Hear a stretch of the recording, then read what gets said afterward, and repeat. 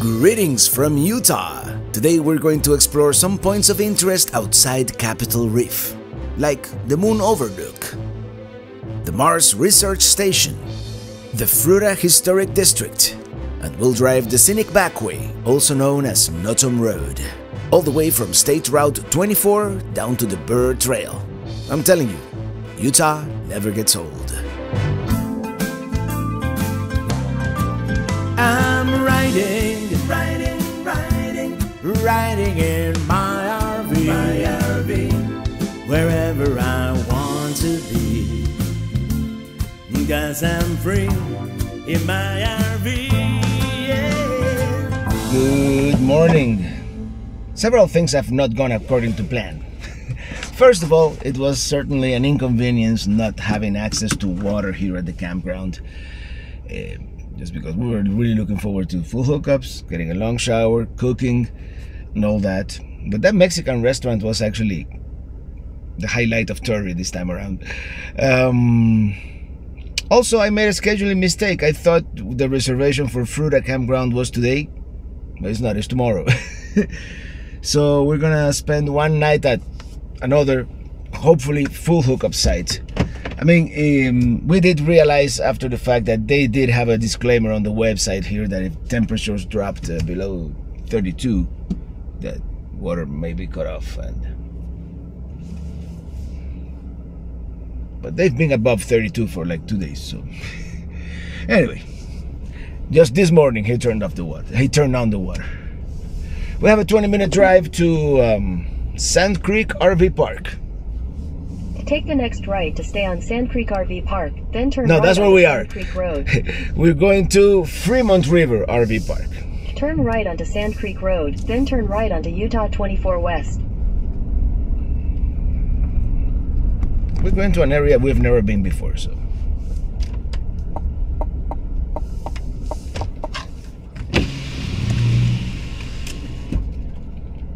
And there is supposed to be a hiking trail that way. Well, maybe. Or maybe next time. Well, yes, it is moving day. And today, counterintuitively, we're going to explore some points east of Capitol Reef.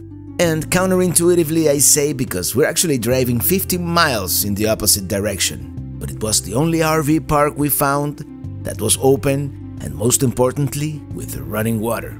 Because after this, we're going to be dry camping at Fruita Campground.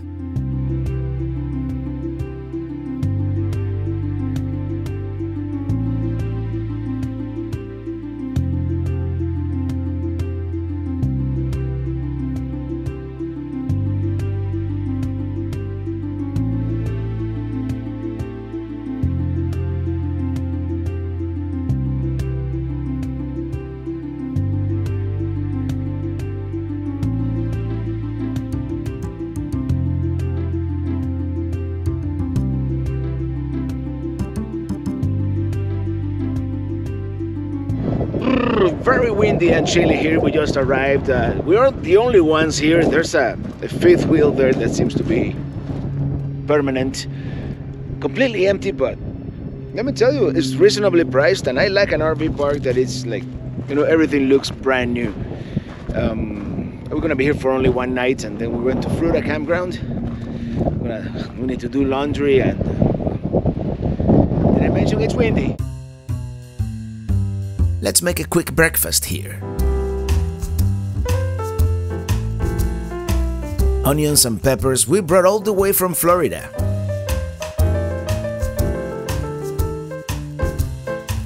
Salt, black pepper, and cayenne pepper.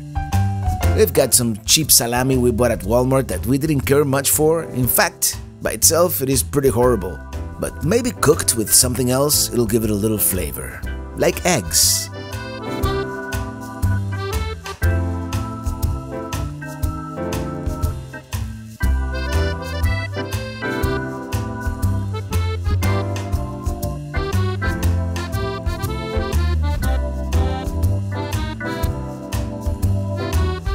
Alright, breakfast, or shall I say brunch of champions.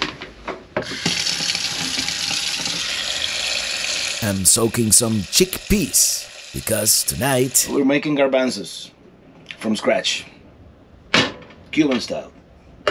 Looks like we're gonna have one neighbor. Well, our destination today is actually outside the park, but it is on the other side of the park. So we've got a little bit of over an hour drive. Maybe more, I don't know. We've never been there, but I've seen the pictures online and they look pretty spectacular. So, only downside is very windy. Very windy. We were expecting 20 miles per hour this afternoon.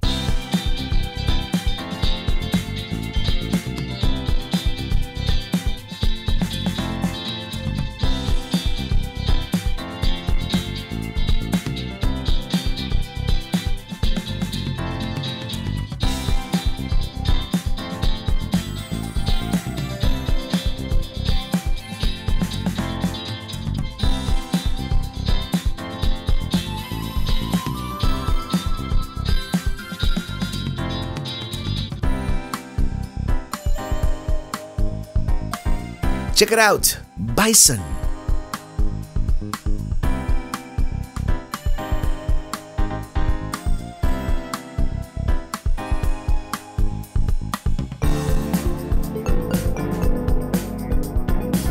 And we're back in Torrey, just driving through this time.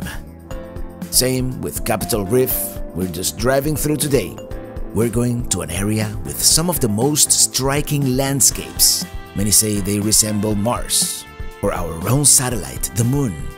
Arguably even more extraordinary than Capitol Reef.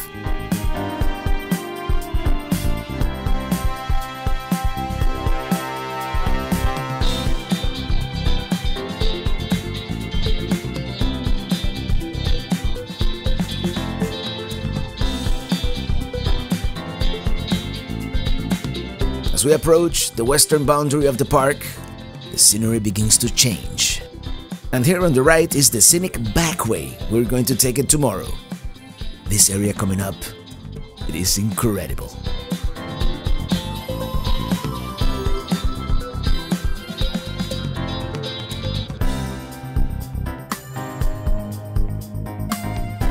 Ooh, close call.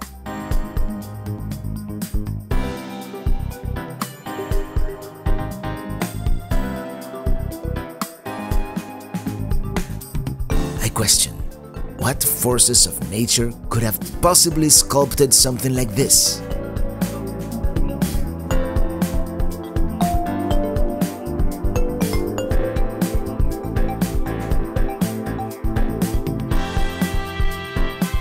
We can already see the Caneville mesas, which are quite remarkable. I mean, this whole area is starting to look like another planet.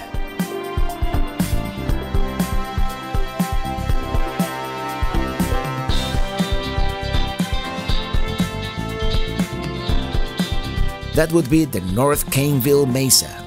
It is quite unique. I believe that one in the distance is Factory Butte.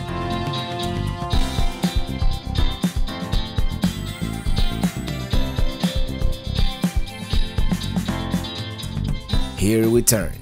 We have North Caneville Mesa on the left and Factory Butte on the right. Here they have some information about the Factory Butte Recreation Area, which is where we're going.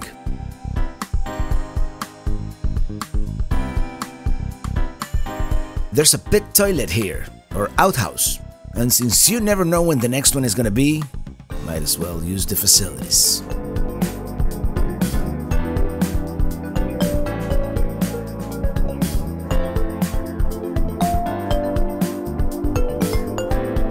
Check out that tiny little butte.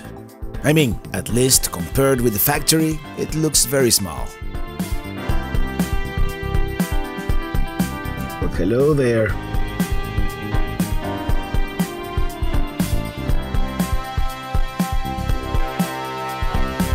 Factory Butte was named by early settlers who thought it resembled a huge factory, the Provo Woolen Mill in particular. At least, they had a vivid imagination.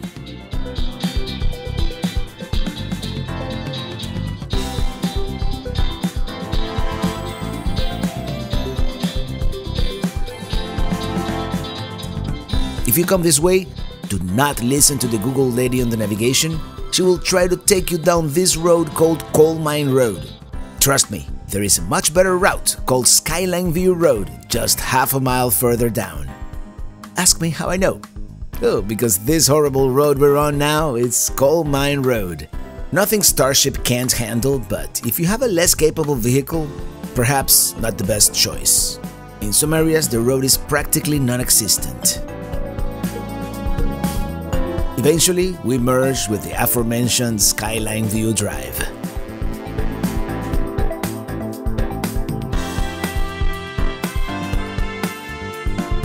By the way, I believe you are allowed to overnight up here.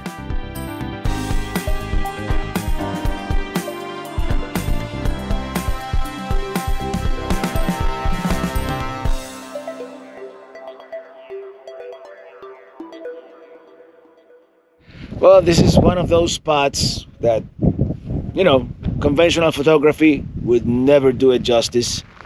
This is called the Moon Overlook here. We're just east of Capitol Reef, and I don't want to get too close to this edge here because there's a little bit of wind, but take a look at this place. I mean, this is incredible.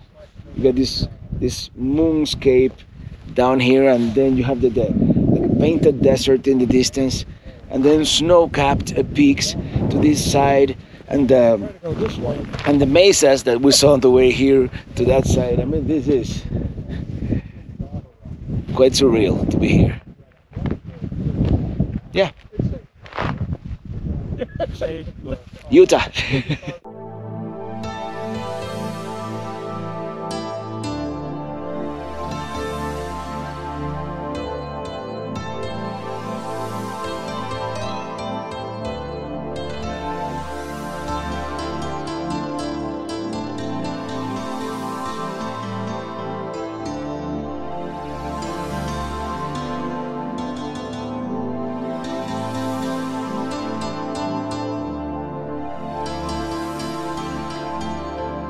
Yep, people have definitely camped here.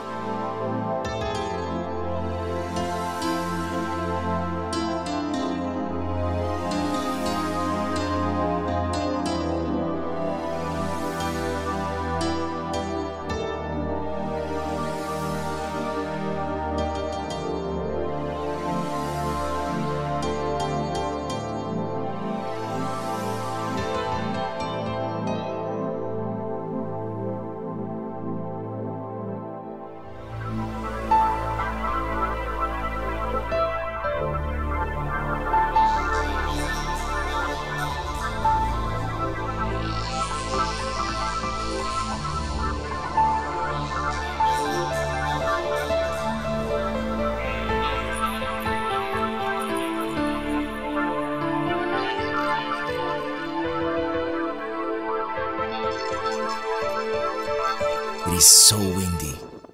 I was really hoping to fly the drone up here since it is allowed, but I don't think I want to risk it with this wind. We'll have to come back at some point and maybe spend the night. It looks like we might be getting some sunshine here soon. It might look completely different. Check out the factory butte from this angle. Now that the sun came out, look at this place. The distant snow-capped mountains there, and this lunar landscape. You know, it's quite a sight to see. This is incredible. I'm so glad we endured that road to make it here.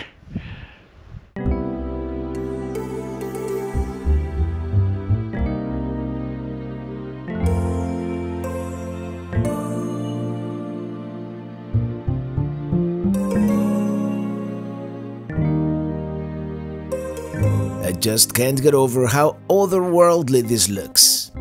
Utah never ceases to amaze me.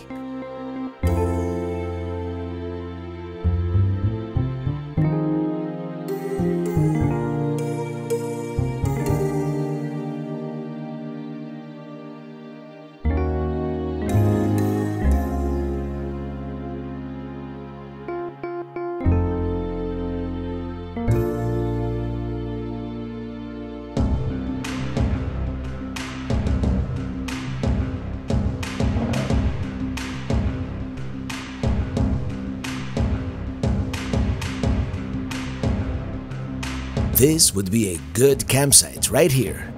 It kind of reminds me a little of The Wall in the South Dakota Badlands.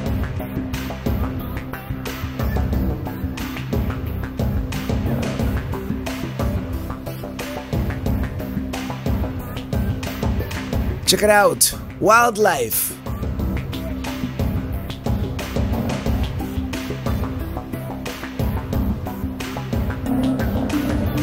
Oh wait, there's one more.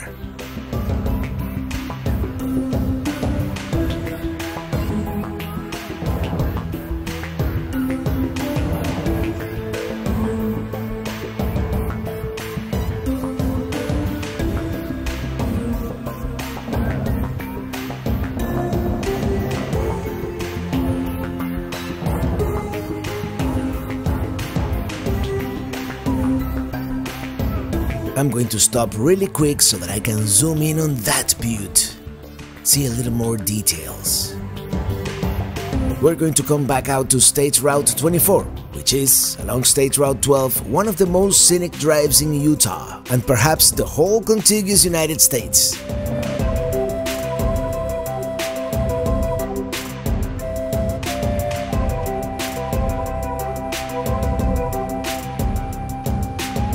These white structures are called Blue Valley Domes, yet another unique way to stay in this area.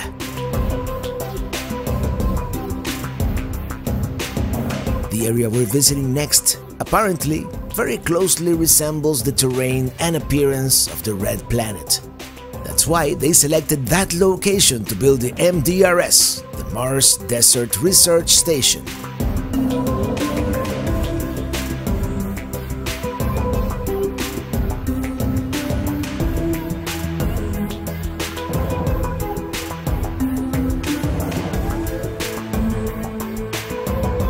These views are going to be good.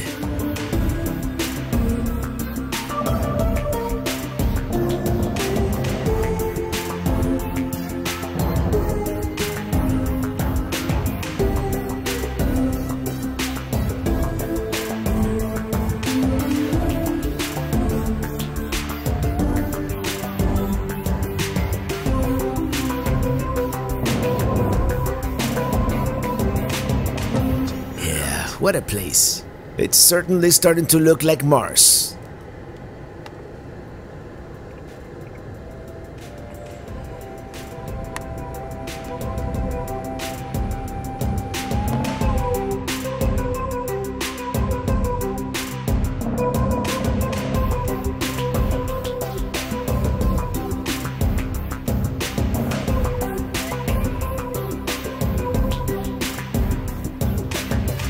Turned out to be quite the adventure on this road, but totally worth it. Actually, it is not that bad.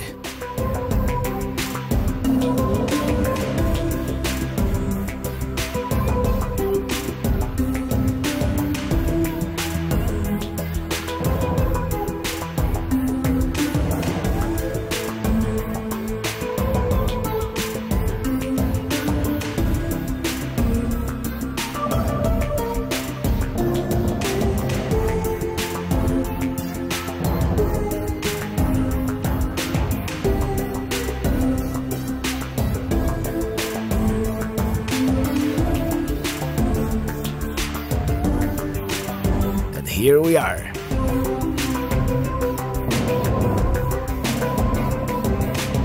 The whole idea for this facility is to acquire the knowledge needed to prepare for the human exploration of Mars. Supposedly there's a habitat and they do all kinds of experiments and go out in spacesuits, that sort of thing, in case someday we make it to the Red Planet. The area is certainly unique, and have I mentioned, incredibly windy today.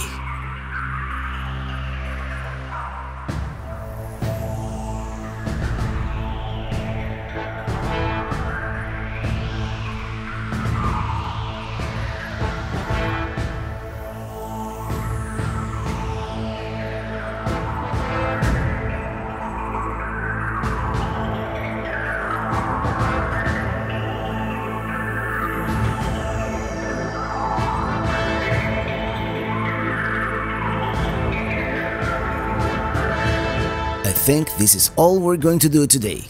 Let's go back to the RV park and cook us some dinner.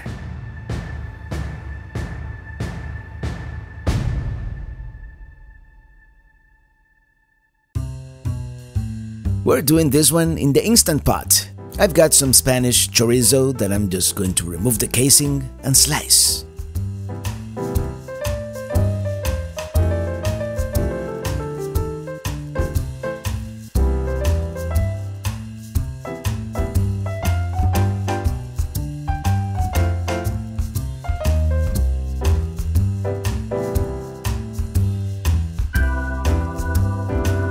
We're gonna add some smoked pork and saute.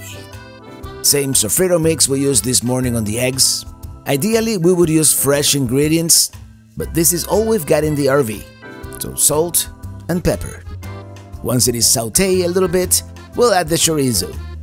And this Instant Pot is just too small for this kind of dish. I recommend using the larger one. Some garlic, a splash of tomato sauce, vino seco, my not-so-secret ingredient, and a little more salt, oregano, cumin, a couple of bay leaves, and that chorizo already has enough paprika, so we don't need to add any more. Our pre-soaked chickpeas go in, and I don't think it is going to fit. We'll make it fit. Let's fill it up with water all the way to the line, and we'll give it some pressure, and hopefully it'll come out good.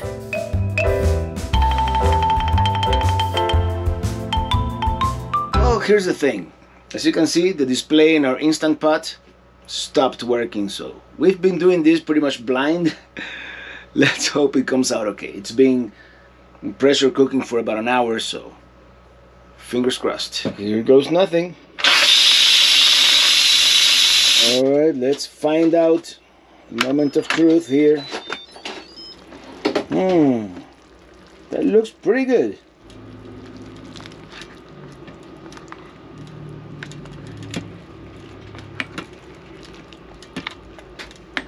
It probably needed more time, but it looks good, it tastes good. We're gonna eat it.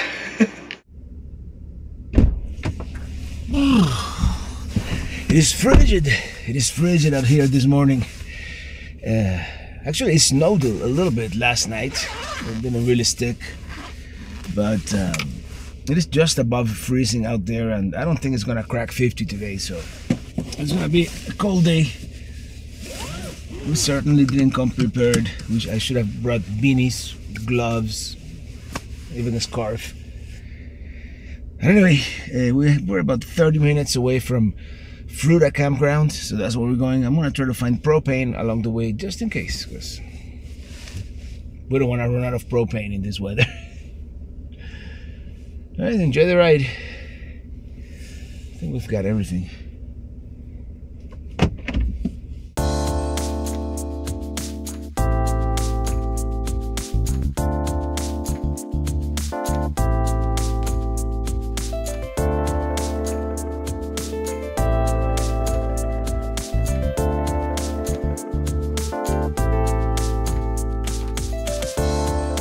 It is snowing a little, and we're kind of low on propane, so let's see if we can get some, because it is going to be cold tonight.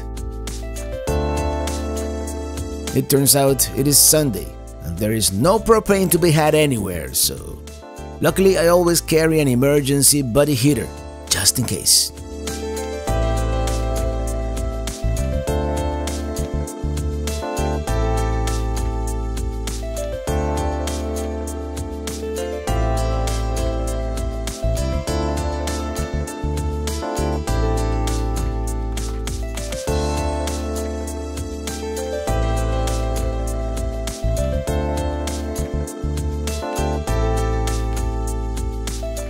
We're going to be staying at Fruita Campground, primitive but in the middle of everything.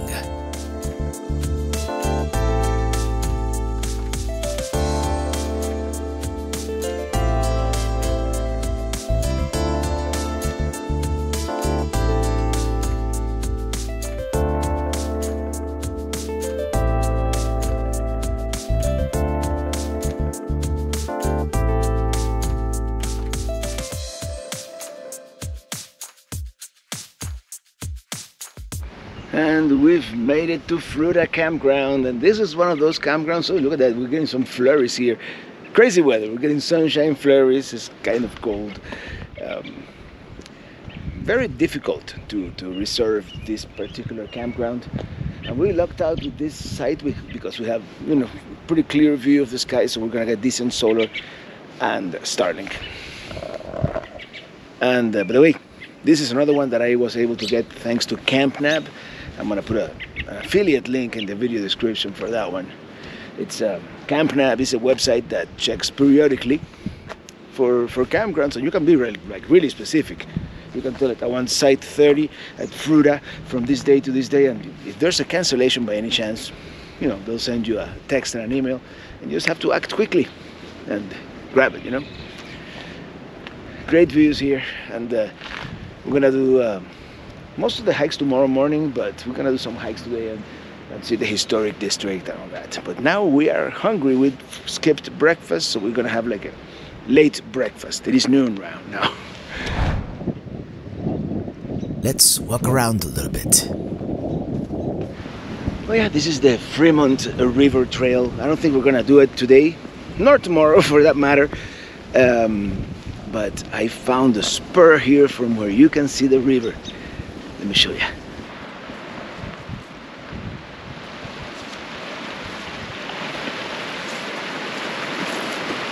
Yep, that's the swift current of the Fremont River here.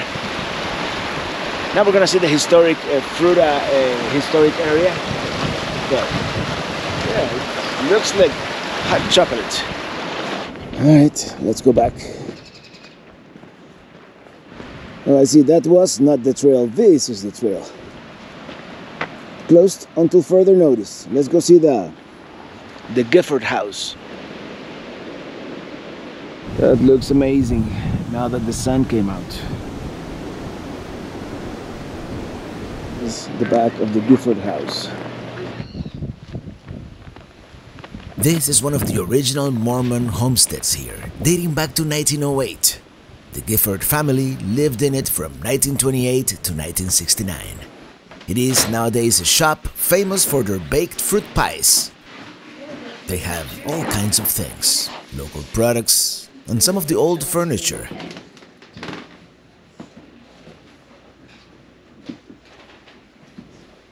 Let's continue exploring the historic area here. And here we have the barn, originally built by Calvin Pendleton, an earlier settler, and sold to Jurgen Jurgensen in 1919, and eventually to G. Dewey Gifford, who used it for over 40 years.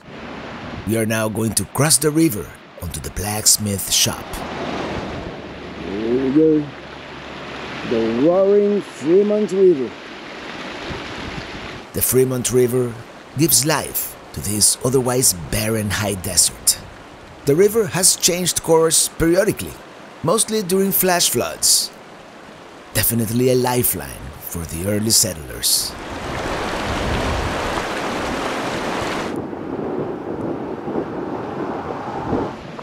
We continue walking the historic district here. Yeah, and there's an orchard right there, so. Now approaching the blacksmith shop. Here we go, some apparatus here. Let's see what's inside. Oh, it's a tractor. My name is Billy Gifford. I was farming rancher in Fruita from 1928 till 1969. For much of that time, we had no running water, electricity, or telephone. The 8 or so families here got along pretty good, considering the isolation. So cool that they were able to preserve a recording of Dewey Gifford himself.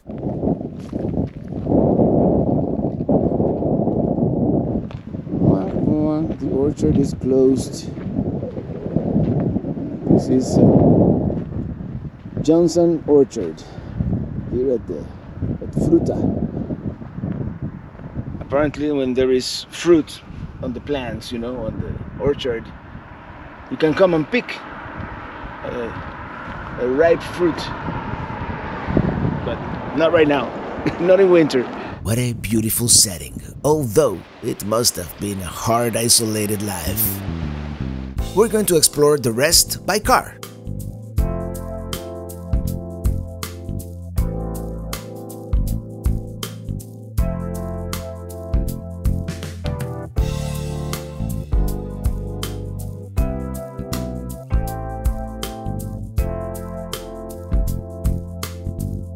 Here's the historic schoolhouse.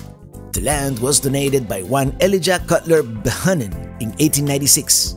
Even though there were only 8 families in the area, at the time called Junction, there were many children. A 12-year-old named Natty was the first teacher of 22 students. The building also served as a community meeting house, church, and for dances, town meetings, elections, and other celebrations. Definitely a school with a view. Now we're going to see some ancient petroglyphs.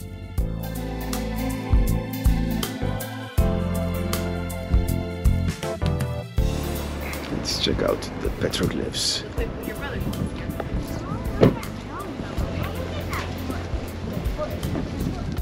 Very interesting. Kind of similar to other petroglyphs and pictographs we've seen out here in Utah and Arizona.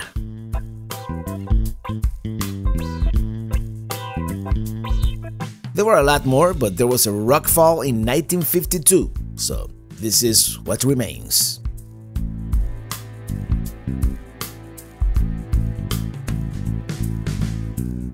Some of those look like extraterrestrials, if you ask me. Let's see what's on that side. There's a little bit of a walk to see even more petroglyphs.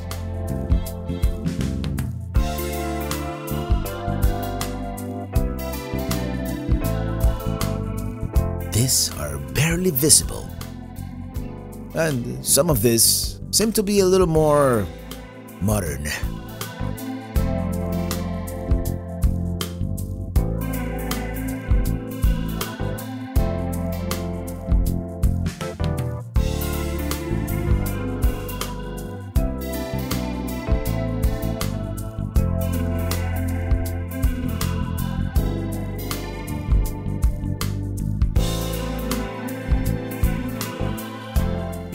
This whole wall is full of figures and writings etched on the rock.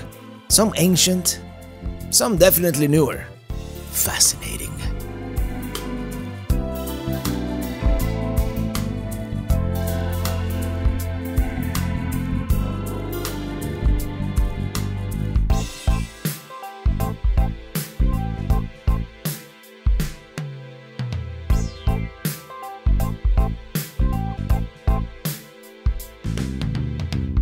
That wall, it is magnificent.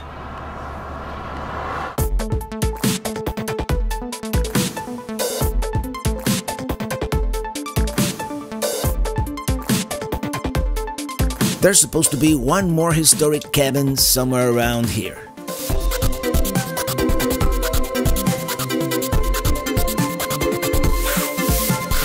There it is.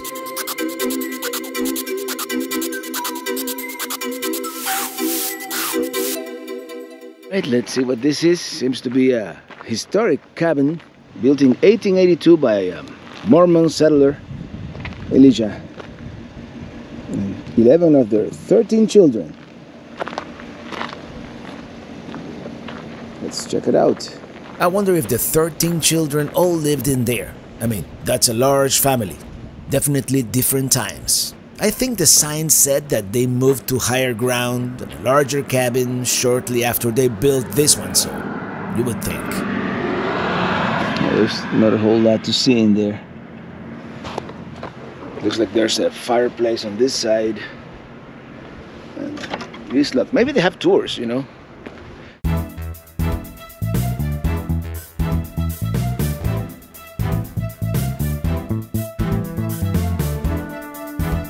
We're taking the Scenic Backway, also known as the Notom Bullfrog Road. There's a sign that says Lake Powell Ferry 68 miles away, and that's because this road supposedly goes all the way to Bullfrog on the shores of Lake Powell. I doubt we're going to go that far today, but I'd like to take it at least to the junction with the Bird Trail. This road will take us through some of the most remote backcountry in southern Utah, hugging the eastern boundary of Capitol Reef. Here we have a historical site. There's land for sale here. Tempting.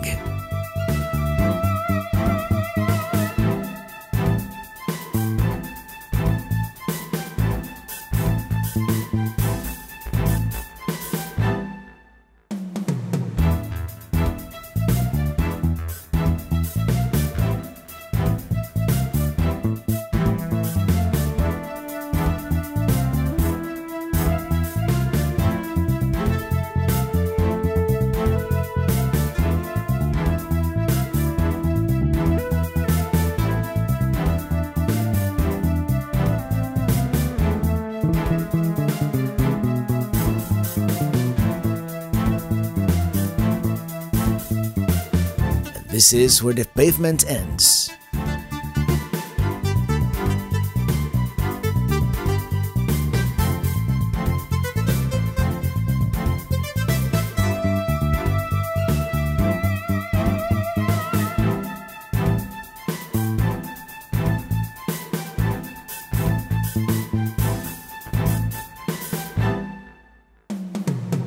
Amazing hues on that mesa.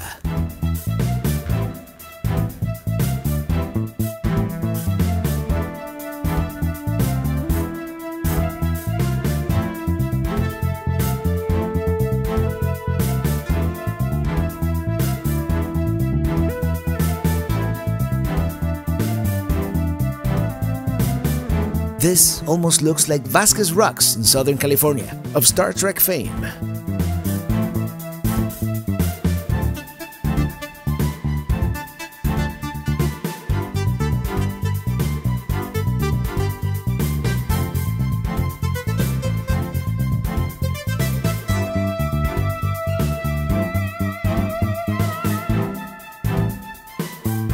We are getting close to the junction with the bird trail.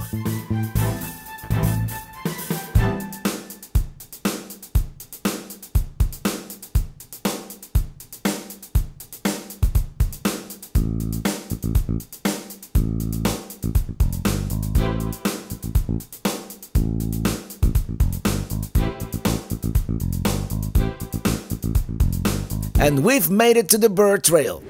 Now we have nowhere to go but back north, with Swap Mesa now on our right. It is never the same experience on the return trip. Different lighting, different angles. In hindsight, we should have gone all the way the whole 68 miles to Bullfrog. But regardless, it's been a beautiful drive. And we have to save something for our next trip to Utah, right?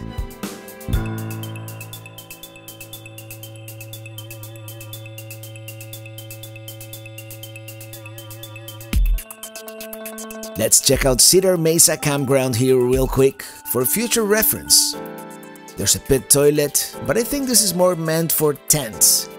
I mean, a small Class C would probably make it, like a Winnebago Echo or similar all-wheel drive rugged RV, but it would be pretty tight.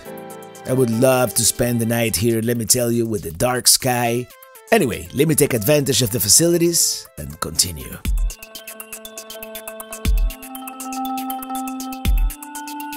Would that be Cedar Mesa in front of us? Let me know if you know.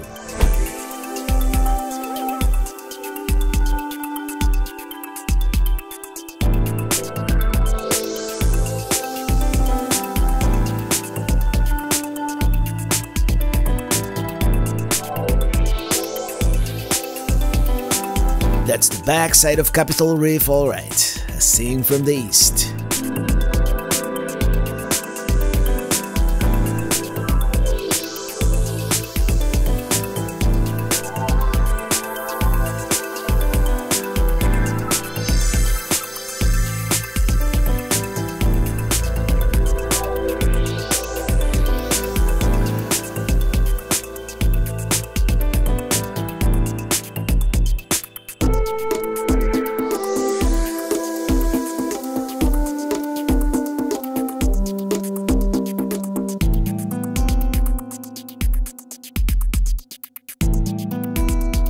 It's been a great day so far, and we do have one more short hike to a viewpoint called Sunset Point. Then, tomorrow we're going to do two pretty strenuous hikes. I'm going to do Cohab Canyon to the north and south viewpoints, and then Hickman Bridge. Should be epic. But more about that on the next and final episode from Capitol Reef. Until then, thank you so much for watching, and see you on the road.